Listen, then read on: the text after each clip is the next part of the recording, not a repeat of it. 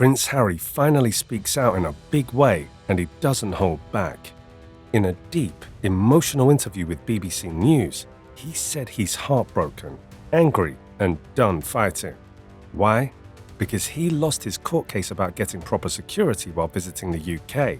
He now says it's simply not safe to bring Meghan, Archie, and Lilibet back home. I can't see a world in which I would be bringing my wife and children back to the UK at this point. Since Harry and Meghan stepped back as working royals in 2020, everything changed. His taxpayer-funded protection was removed. He took it to court and tried everything to get it back, but the court ruled against him. The judges even said Harry made powerful arguments, but claimed his feelings didn't count legally. He lost, but he didn't just lose a case. He lost trust in the system and in his own family. Harry said that when he left royal duties, he was still facing serious security threats. He was told he had one of the highest risk levels, and then suddenly, beginning of 2020, I was scored the highest as far as risk was concerned, and then overnight I was reduced to the lowest without actually going through the risk management board. The risk management board is supposed to look at security threats every year. Everybody else within this group of people get it at the minimum once a year. So again, I would not have taken this far. Things got even more upsetting when Harry learned that someone from the royal household, yes, the very people who managed the royal family, was sitting on the Ravet committee that made the decision. He didn't even know that until the legal process began. As disclosure started, or as this process started, she turned around and said, "Did you know that the royal household sat on Ravet?" And my jaw hit the floor.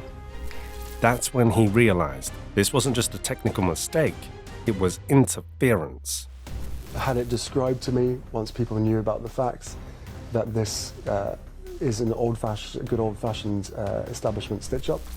What's even sadder is how this battle has hurt his relationship with his father, King Charles.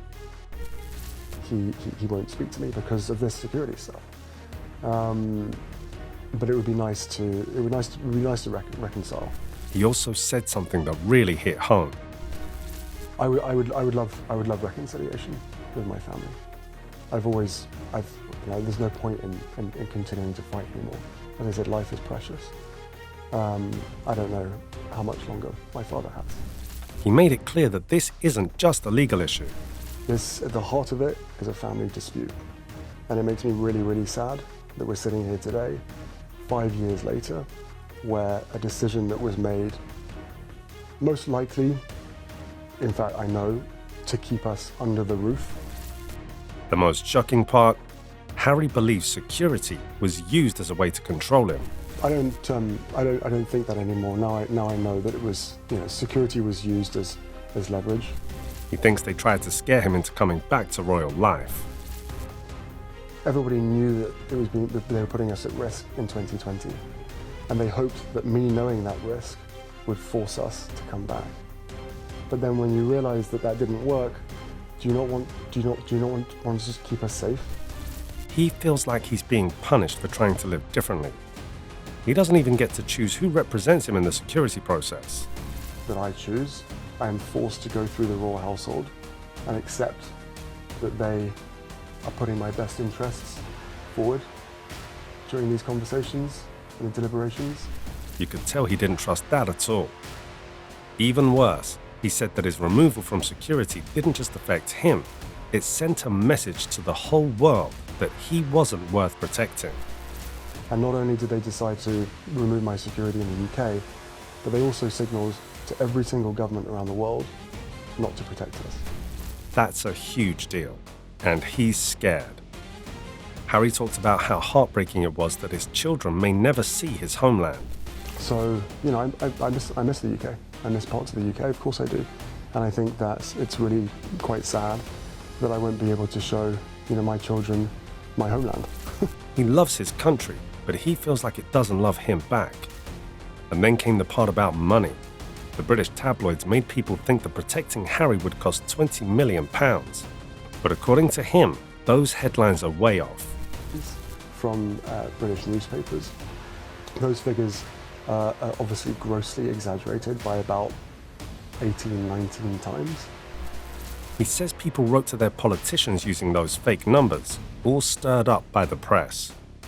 Harry also pointed out that many other people, including private citizens who never have public roles, still get protection if they're at risk. So why not him?